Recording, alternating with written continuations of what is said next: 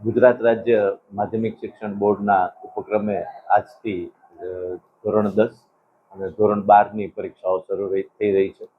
તે પૈકી આજથી જામનગરમાં પણ જિલ્લા વહીવટીતંત્ર અને જિલ્લા શિક્ષણ વિભાગ દ્વારા શાંતિપૂર્ણ રીતે અને ખૂબ સારા માહોલમાં પરીક્ષાનું આયોજન થાય એ માટેની તમામ તૈયારીઓ પૂર્ણ કરી દેવામાં આવી છે.